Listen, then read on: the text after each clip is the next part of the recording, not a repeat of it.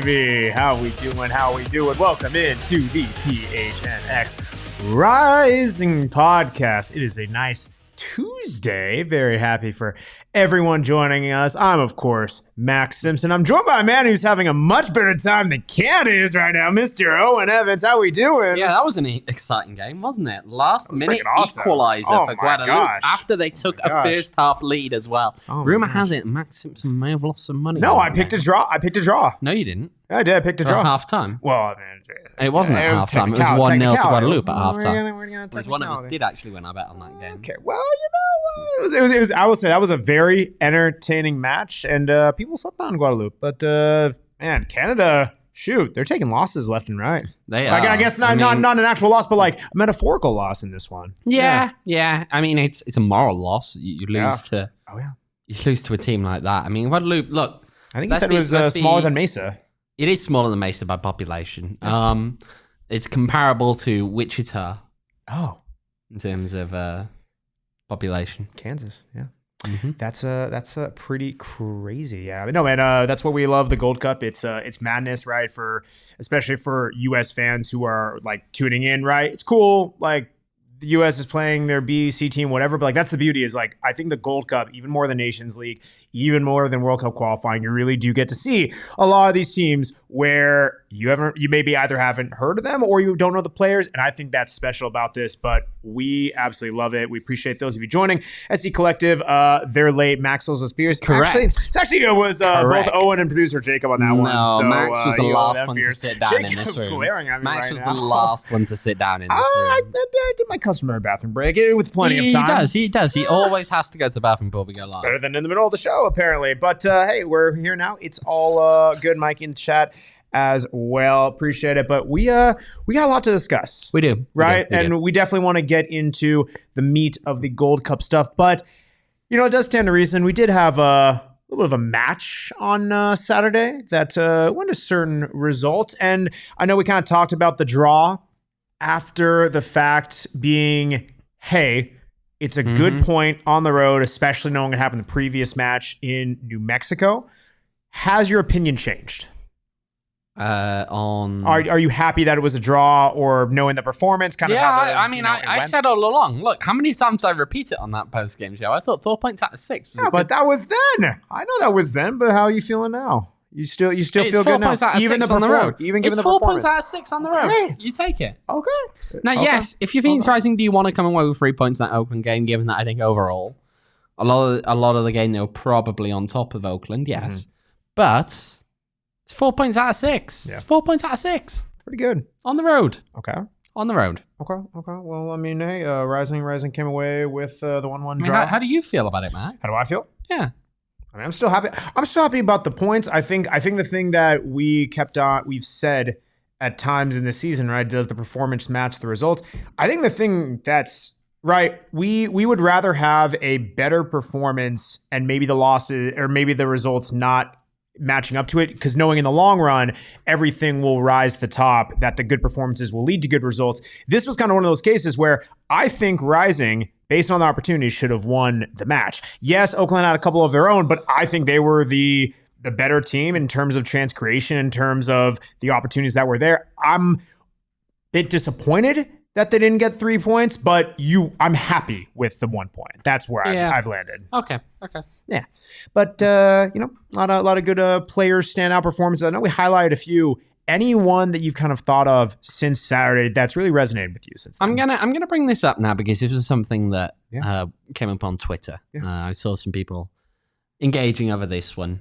Sure. I'm intrigued what you think on this one. Fede Varela. Okay, someone that I think has gotten a lot of criticism from Rising fans this year. We brought him up a few times. We've mentioned how on times he's not quite delivering, I think, on what was promised. Yeah. What did you think when you look back on it now at his performance in that game and how it fits into him more broadly?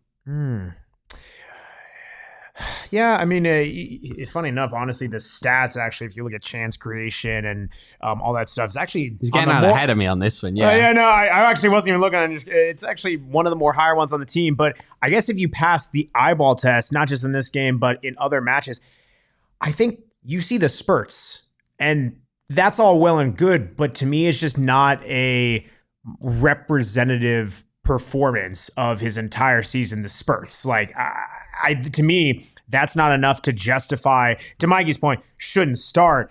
I mean, I agree. To me, that's definitely not just fine for a start. Maybe, honestly, people look at a relegation to the bench as a bad thing, and granted, understandably so. It may not be the worst thing, maybe to help bring him in a pinch here and there, because I don't think the starting has been working. No, look, here's the thing. You are correct. He led this team on Saturday in chances created with 4. Mm-hmm. Okay? No one else had more than... Well, it was Gallardo had 3. Panos had 2. Gabby had 1. Trejo had 1. Harvey had 1. Mm-hmm.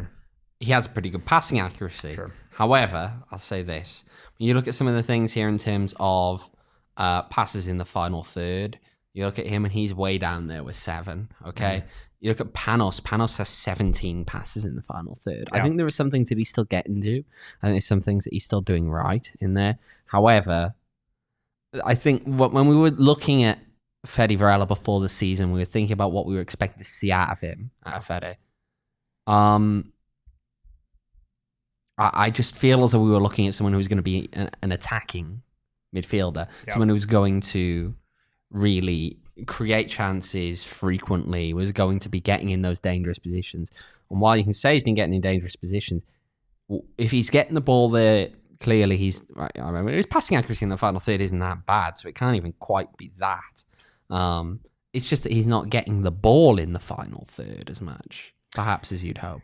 Yeah, I mean, I think the service at times has a bit to be desired, even on like this, in the first half against Oakland, a lot of the passes where he was involved, he was seemingly kind of in the center of the box, right on the outside of it. But whenever he got it, I know he'd create a handful of chances, but it's seemingly throughout the season and in that match a bit, it's a lot of, well, we'll spray it out wide or we'll put it across the face of goal, but it's not necessarily with an intention to it, I don't think. I think he's maybe not looking to pick out a specific player, or he's maybe making the safe pass and recycling it for the wing backs or the wingers to put into the mixer. And that, to me, if you're in that number 10 role, I just want to see a bit more daring, a bit more, hey, it's going to be a catalyst that's going to come to me. Again, where we've been seeing Panos, even if he's not in that traditional number 10 role necessarily, it's just been cool to see, because that's the type of player of, he might lose possession, but he's at least going to generate quality chances, not just ones where it maybe is showing up on a stat sheet.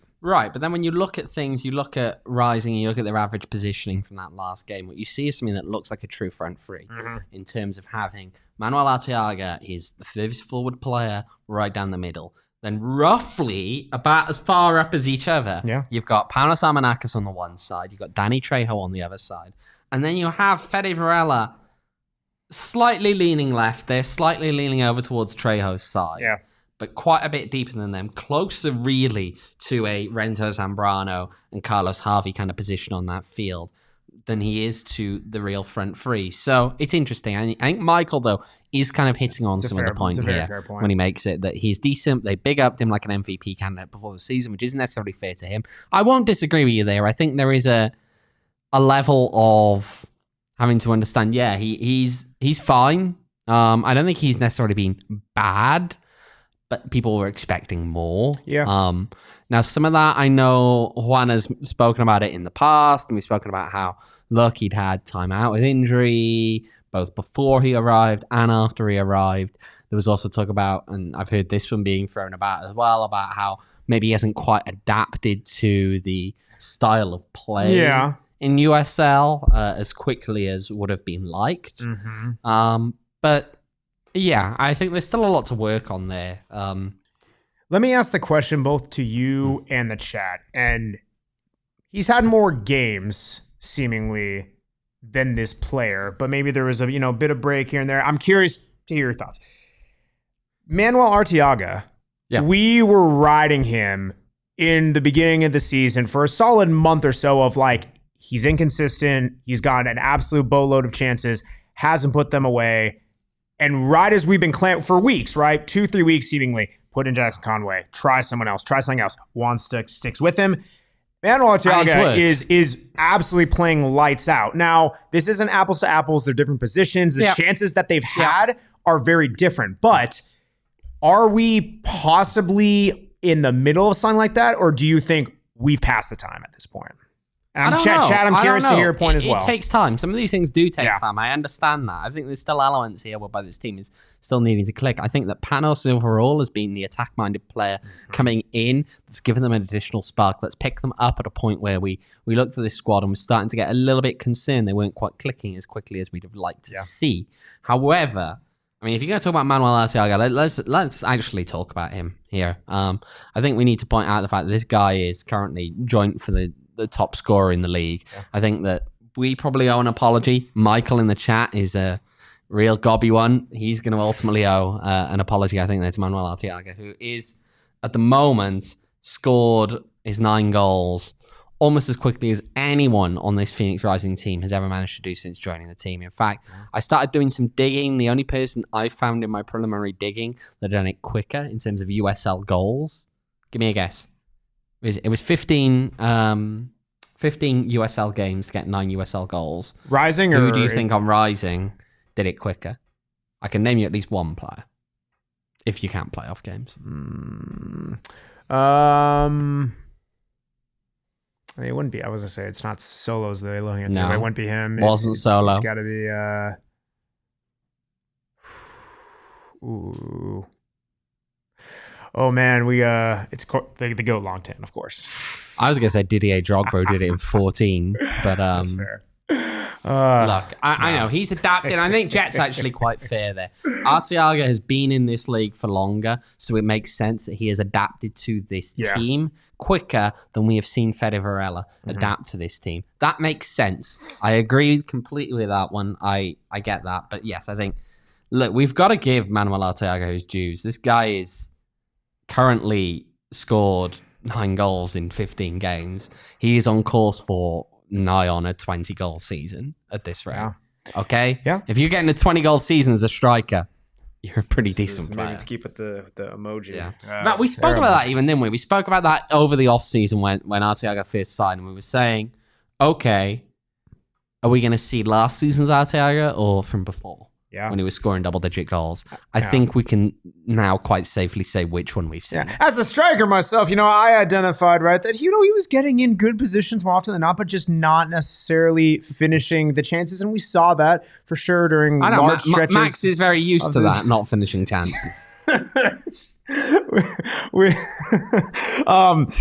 Dang. No, he doesn't know quite how to react to this now. I've thrown him. I know. It's the first time he's ever said something like this to me. I know. I say the exact same thing to you every time I see you. I know. I'm just trying to come with a good comeback. I got nothing. No, but it's something where he had some stretch of the season where, right, it's just he's missing chances. And he's prone to it every now and then, but I think it's just almost I think that was not the mean for him. That the mean and the average maybe isn't even necessarily this, but there's somewhere in the middle of he was running a very low form, then it was very hot form, and here we are. We got the Greg Hurst fan, Greg fan 14. All right. Okay. I mean, I'm not going to argue that I think Greg could do a job with this team. Sure.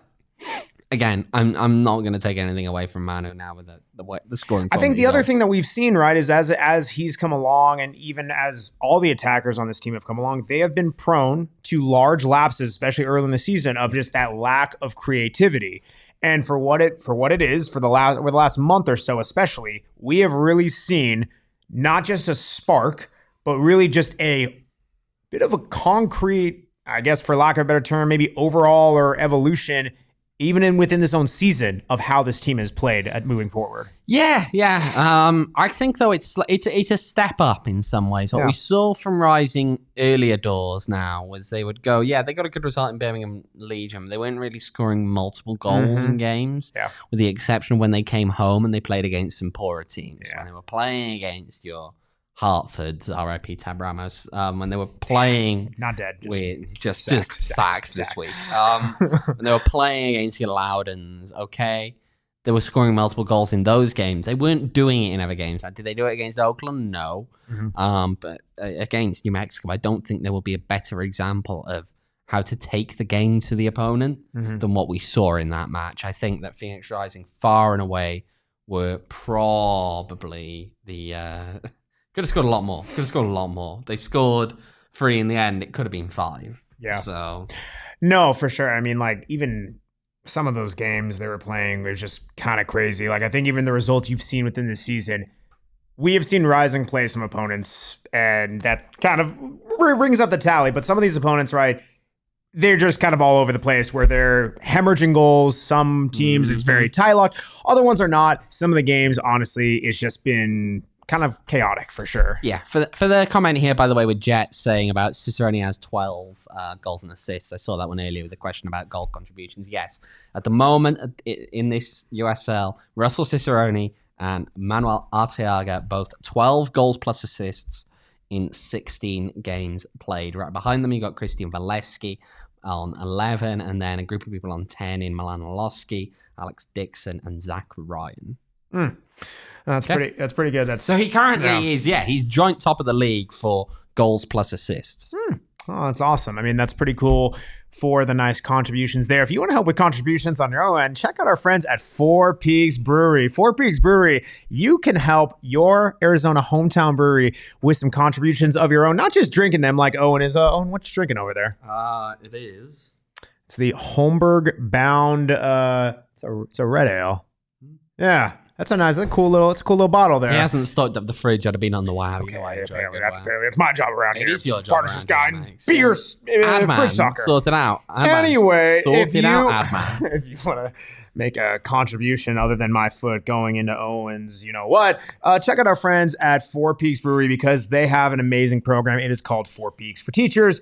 Every single year, Four Peaks is donating school supplies to teachers around the valley. Absolutely cool. Giving away $11,000 cash grants, and one lucky teacher will win a teacher's lounge renovation provided by our friends at Four Keys. You drink beer and you give back to the teachers who give back to the kids. I'm not saying... And then you too can help people like Max learn to count to 11. Yeah, exactly. I'm shaping the youth. Four Peaks. Well, check out them on Instagram at Four Peaks Brew and on Four Peaks Pub to keep up with everything they got going on. I will kind of drop this little teaser, especially someone in the chat was asking me earlier.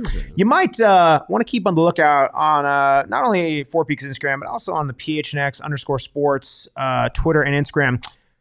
Little Women's World Cup later, especially later in July, little U.S. Women's National Team. Perhaps there's going to be some watch parties announced soon. So check them out. Check them out again at Four Peaks Pub, at Four Peaks Brew. Us on the socials as well for a little collaboration coming soon. Cough, cough. Thank you, Four Peaks. Must be 20 years or older to enjoy responsibly. And while you're at it, oh man, you can get some Four Peaks at Valley Tap Room. Valley Tap Room. They got all the delicious stuff as well. They got the Four Peaks. They got some wine. Got some happy hour. 30 odd beers on tap there, yeah? They do got they got a lot of stuff. A lot of beers. They got a little Trivia Tuesday for those who partake. Of course, you want to mop the floor with everyone.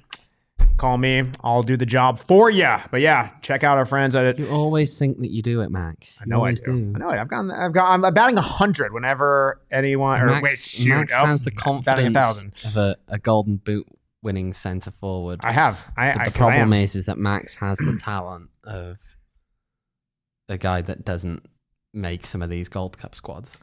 I mean, I would not be making a Gold Cup squad. No, I know, but for the very, very, very small countries involved. Oh no, the number 9 did a job today. He learned a few. He did, but I'm not talking about Guadalupe. Learned a thing or two from me anyway. Valley Tap Room, Jacob is absolutely snarling on us right now. Valley Tap Room, they have all the great stuff on there.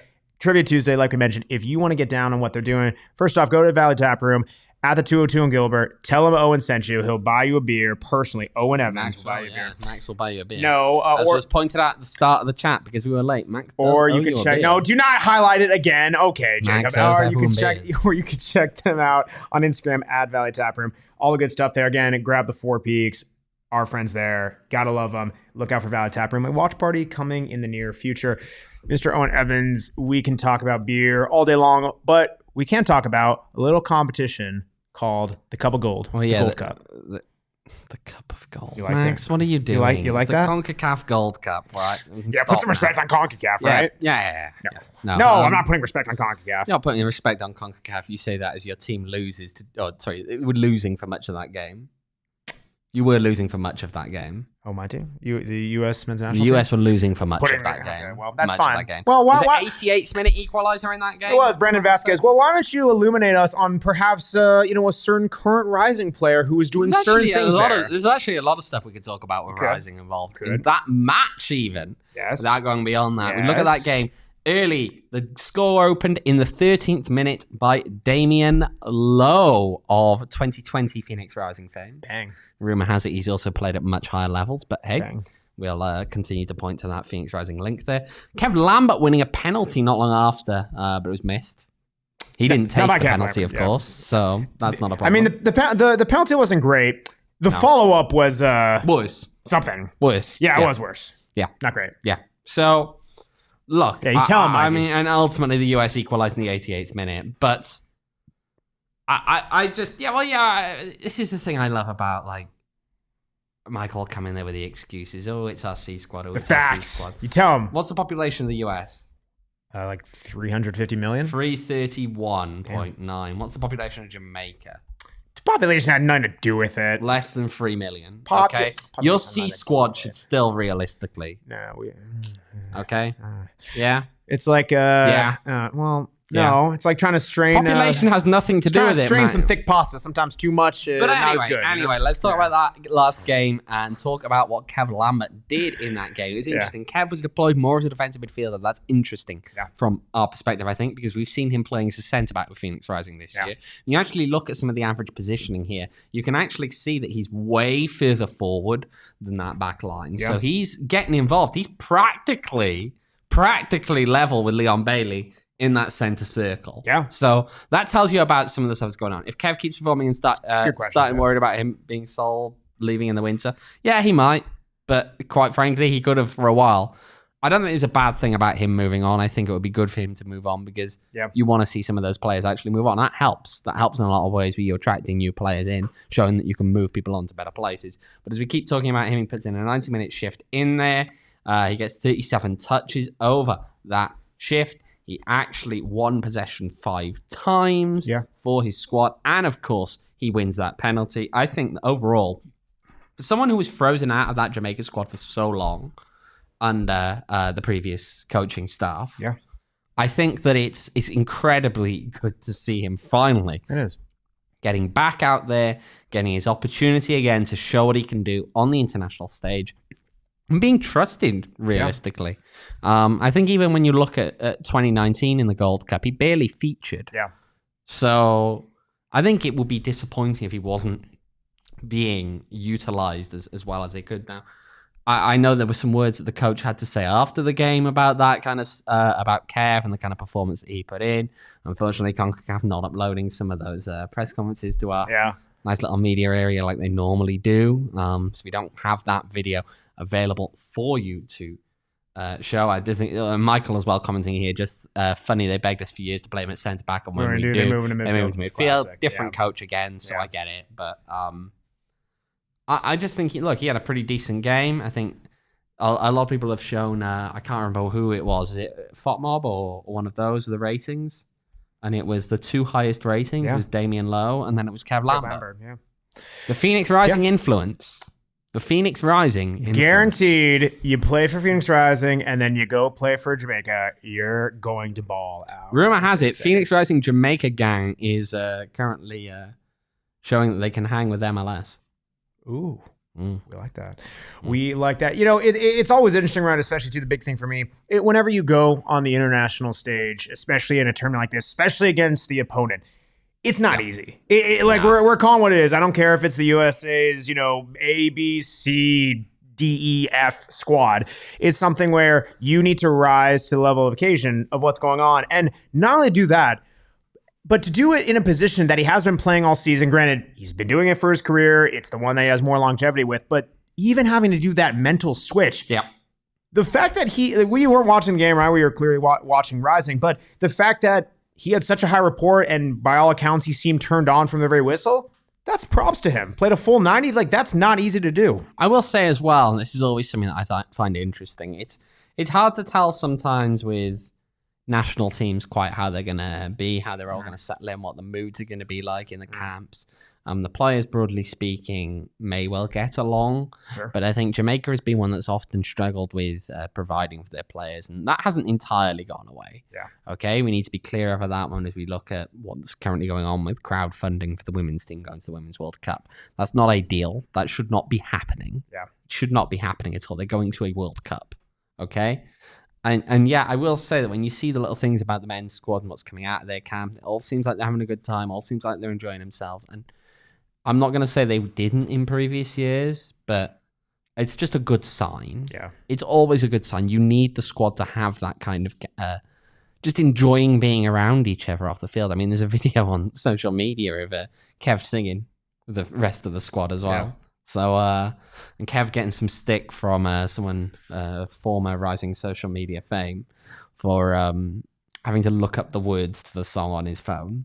But yeah, I will say, I managed to speak actually to Juan while we're still talking about Kev. I managed to speak to Juan after that game on Saturday when Rising drew against Oakland and brought up to him, look, Kev just played 90 minutes for Jamaica. What does that mean for him? Yeah. And here's what he had to say. I'm so happy. I'm so happy. I'm going to tell you something. I'm going to download the game and I'm going to watch them. We should all be happy, not just me or you. It's our teammates. It's our organization. It's our supporters. That's one of us. That's one of us out there. It's working very hard. That we've been challenging him to play a different position, and you've seen his growth. His growth is massive. His learning curve has been unbelievable to see, to watch, and then also his performance curve. So I'm very, very happy for him. He deserves the best in the world, and I cannot wait to see how Jamaica and Kev do in the cup right now, because I hope he has a great cup, because this kid deserves the best. Yeah, man. I mean, especially being like the captain when he's out on the pitch for Rising, the fact that he is such a longevity piece for this team, that he's so important to them. And I think like that's something really cool. It's kind of like, I'm not trying to overread into this, and it's like, okay, well, of course, your club coach is going to say, yes, we want him to succeed and everything like that. But like, also, they could be using him during this stretch, but like that they actually want him to see him succeed, and like knowing that this is going to be growth as a player for him, for club and country. Like, you love seeing that. You do. Yeah. Should we have a look now around the rest of the Gold Cup? Because a lot of other things have been going on as well. Other than the chaos we just watched? Let's start. Well, I'll just run through all the fixtures. Let's talk through so far. So Group A, of course, the US drawing with Jamaica. In the other match in Group A, Trinidad and Tobago coming up against St. Kitts and Nevis. Now, Trinidad walk away with a 3-0 win here. Alvin Jones, Johnny Fortune, and an own goal from Jamil Ible. Now, I just think that when you look at this, you'd think, okay, St. Kitts, small country, completely outplayed. You look at something like the possession number, you'd agree, 34% possession, right? You think, okay, completely outplayed. Trinidad didn't score till like late in the first half, right? They didn't score until late in the first half. I'll also point this one out. Trinidad and Tobago had 14 shots to St. Kitts' 10. Yeah. So that's not the sign of a team, I think, that just sat back and didn't have anything to offer. No. The shooting wasn't all there. They only had one of those 10 shots on target.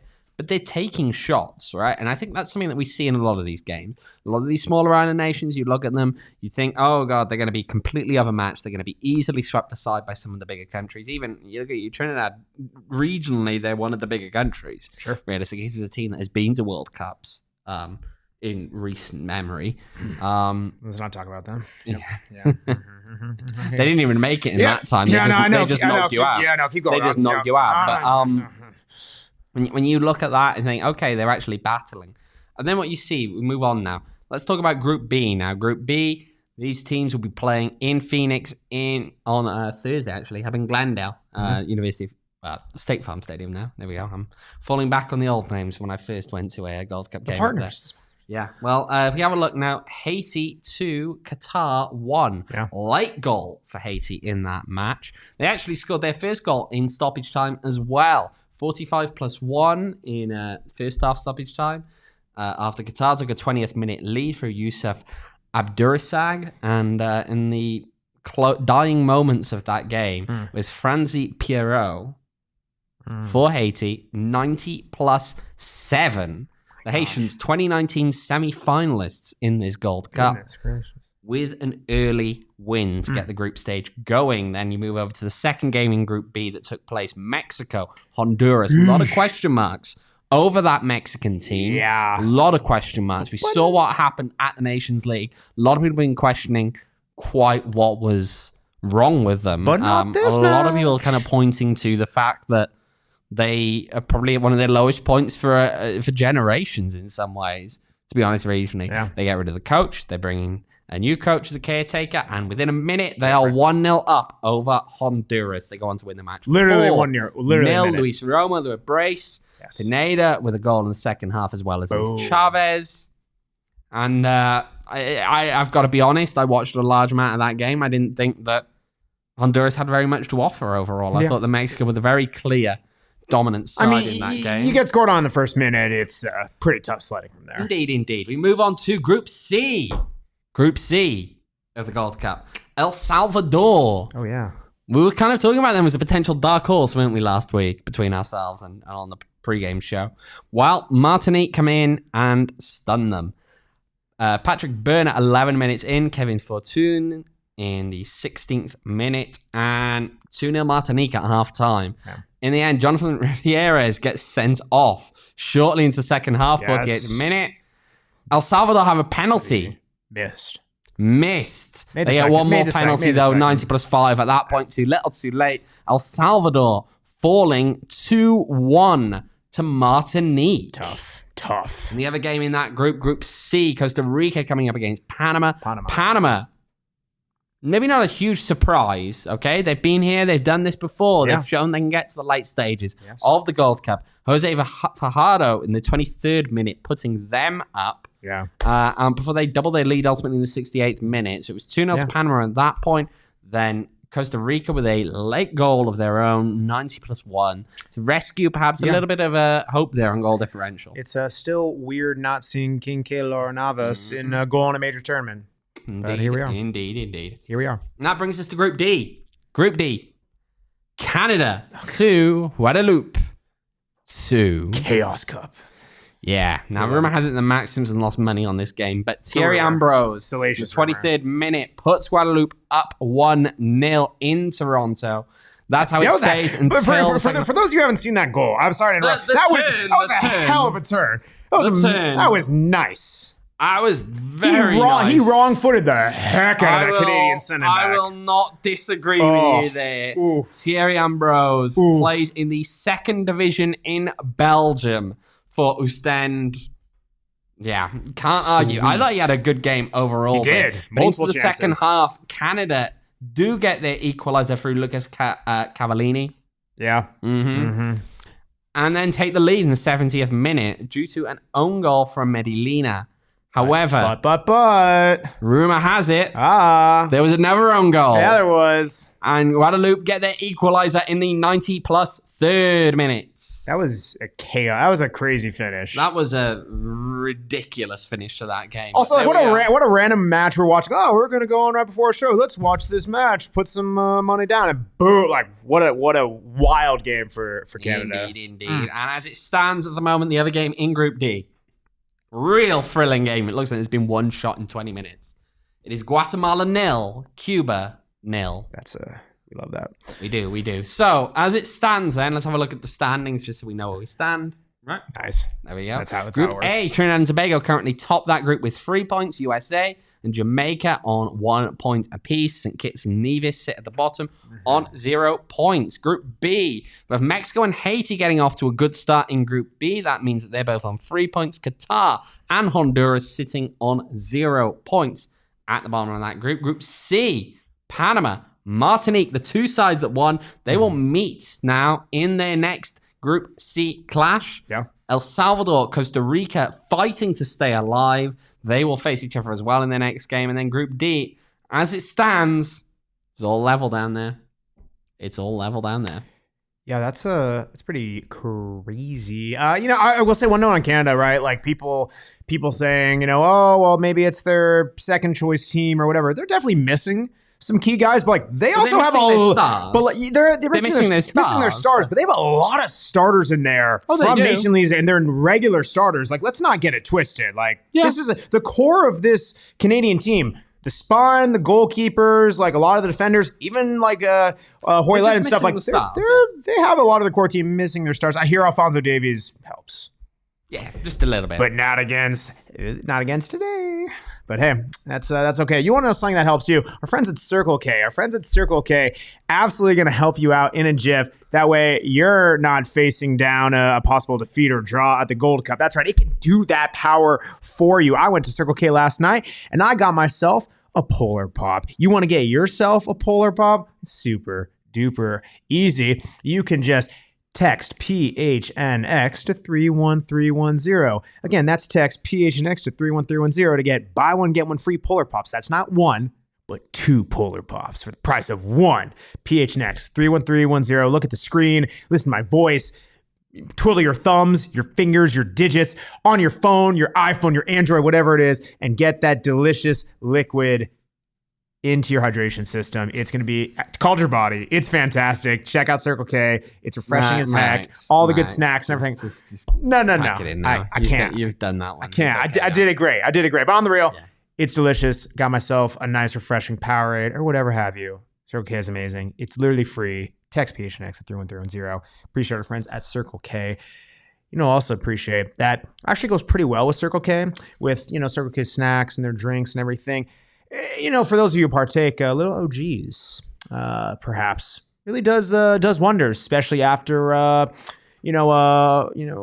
show, maybe someone indulges or whatever, maybe watching a little baseball game in studio. It's a really nice time, nice time to take little OGs, especially their pink lemonade version. Is there indeed a pink lemonade version out now, Max? Oh, yes, there is. Pink lemonade. It is absolutely fantastic, according to pretty much every single person here at PHNX. Absolutely phenomenal. Is their summer edition. You can check them out at ogsbrands.com. Again, that's OGEEZ brands.com, and on Instagram at ogsbrands to find them at a dispensary near you and learn more about them, whether you are a seasoned vet in the cannabis game or those of you who are looking to get into it. OGs has something for everyone, and it really does taste much better than any edible on the market. Also, really just makes you feel darn good. It's a good time. Everyone here at PHNX, whether they got kids, they're single, they got different life stages, whatever, pretty much everyone, vast majority of people here have tried OGs because they're in the cannabis game, and we all love it. So check it out for yourself, again, at ogsbrands.com. Mr. Owen Evans, right, what do we got? The USL. Oh, yeah, dude. Talking about Tab Ramos. Around the USL. Oh, you love Tab Ramos. Just kidding. I don't know where he comes out with this stuff sometimes. Right, so talking about Tab Ramos, who got the boots. Not the golden boot. He got the boot. Not like I did the golden boot in 2021. The boot. So he's now out in Hartford. They have appointed the assistant coach director of scouting, Omid Namazi, as the new head coach in his place. Hartford struggled a lot this season. Okay, 2 wins, 10 losses, 4 draws. Not good. Okay, they were last in the Eastern Conference. He was hired in late August last year. Yeah.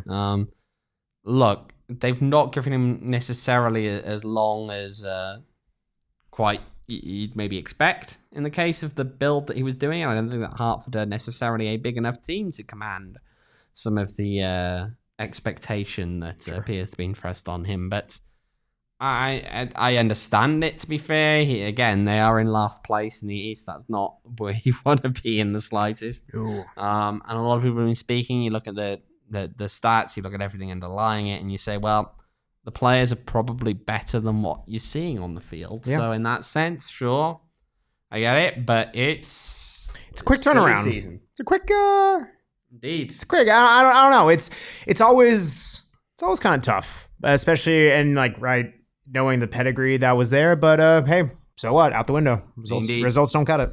Indeed. I'll tell you what we're focusing on around the USL. Should we look at the game tomorrow coming up? Let's do it. Oakland Roots. Wow. I've heard of them. Congratulations, Max. Thanks. You heard of Oakland Roots. Thanks, playing RGV. Whoa. You heard of them? Have I? Whoa. That's crazy. So they're playing tomorrow at Pioneer Stadium. Are you going to give me any insight on that one, Max? Any thoughts at all? Is it just going to be, whoa, I've heard of them? No, I would say Oakland Roots, look for them to have a bounce back game. I think there were, on seriousness, I'm not waffling or going back on my comments that Rising should have won that match. And I think that while they're happy with a point, they should have been aiming for 3 given the performance. But I don't think Oakland was out of that game. And you see what happens where they're able to counter with the pieces that they have. And provided that their defense and goalkeeper aren't horribly sloppy and wasteful like they are for almost the majority of that match. Paul Blanchett was probably had his worst game of the season. Yeah, provided that doesn't happen, which hopefully you don't have 2 back-to-back worst games of the season in a row. Look for them to get the victory, the dub. I wouldn't really lie. I think RGV are a very hard team to predict. They're really inconsistent when you look at what they're doing week in and week out. It's not particularly, I mean, they're outside of the playoffs as it stands, but when you look at some of the results that they've managed to get and some of the results that they've ultimately thrown away, you look at them winning away to San Diego. In fact, they get quite badly beaten against Tampa Bay Rowdies, against Charleston Battery, against Orange County. That's probably one of the weakest ones in there. And yet they go ahead then and in their most recent match, get a 1-0 win over Colorado Springs. They're very inconsistent, very hard to predict. And so while I broadly speaking would say yes, I'd expect Oakland to bounce back to have a better performance than they did in that last game, I also feel as though what you're looking at here is an RGV team that could come out and just be substantially better than they are. Yeah. Or they could come out and really make it easy for Oakland. And you never know. You never know on any given day which RGV team you're going to see. Yeah, no, that's a very thoughtful analysis. I appreciate you bringing up old examples. That being said, I'm not going to listen to a single thing you just said. I'm going to bet money on BetMGM that Oakland's going to win. So is that the same? Nope. That's different. That's you saying it was going to be level at halftime. See, that's a completely different story. Against, all right, let's move on. Let's have another match, please. Yeah, if you want to lose money, no, don't do that. Follow my man's betting advice. Don't do it. Don't do it. Don't do it. Any other notable USL results we should go over from the weekend? From the last weekend, I feel like we touched on most of these on Saturday night. Maybe a brief look at the table, perhaps. Brief look at the table, see where things still stand. Indeed. Let's see. Currently top of the West, Sacramento Republic. 32 points on 16 games. Second place is El Paso Locomotive, 30 points off 15 games. So top place is within touching distance for El Paso. But you look, then you start getting down. You get down into the mix. There's a lot of teams in very close positions here. In third, Monterey Bay, 16 games, 26 points. San Antonio in fourth, 25 points, 16 games also. Fifth and sixth, both 23 points. Oakland Roots, 15 games. San Diego, 16 games. 1 point behind them, another 2 teams on 22 points each. Colorado Springs Switchbacks, they played 1 game more than Phoenix Rising, who currently sit in 8th. Switchbacks on 17, Rising on 16 games played, both on 22 points. And then as you drop out of the playoff positions, the Orange County closest to the playoffs, they're on 19 points, 3 points back from the playoff positions, although they have played a game more than Phoenix Rising. New Mexico United have a game in hand, though, over those lower-placed playoff sides. They played 15 games. They're on 18 points. That's 4 points back on the playoffs. RGV just behind them, 16 points from 15. And Vegas Lights still with only 1 win all season. They are 15 games played, 9 points. Knowing all of that, and I know we typically do this at the beginning of the month. We missed this last month because one of us was on vacation. Where do you pick Rising to finish in the table? I think they could make 5th. Okay. I think they could. Okay. Yeah. I think that's a realistic.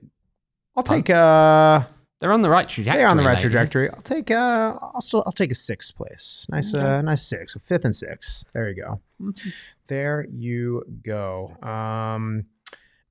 Yeah. Well, there you. Who's that Owain coming against? Don't bring that up, Michael. Don't you bring that up? Tough. Well, yeah, we'll see where Rising progresses. Maybe they can move up. Y'all want to move up? Become a diehard today. Elevate yourself. Become a diehard. Check it out. Bully him in the Discord. No, you won't. But you will. You will, because people are already bullying him in there. They would never. He still owes 2 shots. I don't. Anyway, people have already forgotten about that. Yeah, no, they don't. You're delusional. No, they don't. Anyway, you can check out PHNXLocker.com to become a diehard today. Grab your favorite shirts, merch, events. You get 20% off all merch, off all events, all great stuff going on. We do have our free Knockout Nights Cornhole Tournament coming up at the BetMGM Sportsbook. Not this Friday, but next Friday. It's going to be a freaking good time. And come on out. play some cornhole, win some prizes. Devin hasn't forgotten. Devin, I don't know what you're not you forgetting. still owe 2 shots. Okay. Anyway, no, come 3 out. shots now. Come out to the BetMGM Sportsbook app. It's gonna be a fun time. Diehards, want to see you there. Want to see everyone there hanging out with us. And yeah, come. You know what? You come out to the BetMGM Sportsbook app. Maybe I'll buy you a beer if you're lucky. He will buy you a beer. Okay, I said if you're lucky. No, Devin, we do not need 3 shots now. Speaking of alcohol, I heard a rumor that you're gonna be not here for the next couple weeks. Well, it's not for that long. It's about a week I'm gonna miss roughly. Feels like longer. Oh my gosh. Max, What are we gonna do? room to talk about leaving. Whoa! Yeah, I was gonna say this guy just up and left. Like, Oh my god. Anyway, turning the our attention back on. Where are you gonna be off to? home. Yeah. Cool. Wow, riveting story. Yeah. Riveting story. You have any fun plans? Going home. I mean, Anything? Okay. Any like food you're gonna excited to eat, or anything like your friends you're looking to reconnect with, or anything like that? going home. Okay, I this mean, man is giving me absolutely nothing. I'll be holding it down in your place. Yeah, no. Tune in. You're gonna get a full hour of ads. Yeah, you will. You better be ready. It's Yeah, just you gonna will. be him talking about ads for a full hour. You're so welcome. You're so welcome, everyone. Yeah, you'll get all the ads. I'm gonna have to say it twice just so I don't forget that I said them. But yeah, we're still gonna be doing our normal shows, the post games, all that stuff. We will be back on Thursday. Not we, as in me, who are our producer, and whoever's gonna be joining me, a special guest. You'll have to stay tuned. But yeah, Thursday at 6 p.m. we will be back in studio doing the whole normal shebang. Yeah, until then, is there anything else you'd like to leave the people with until you come back? That's what we got. That was an audible chug for those of you who are listening on audio. Well, you can follow Owen on Twitter at OJEvans18. You can follow me on Twitter at Max David Simpson. You can follow the show on Twitter at PHNX __ rising, because double the underscore. Double the fun. Double the fun. And, it is the beautiful game for a reason, but it's way more beautiful when you get some peace and quiet for a freaking week and a half. I was about to make a joke about Canada. End the show on that. No, we're done. No. Okay, goodbye, everyone. We'll see you Thursday.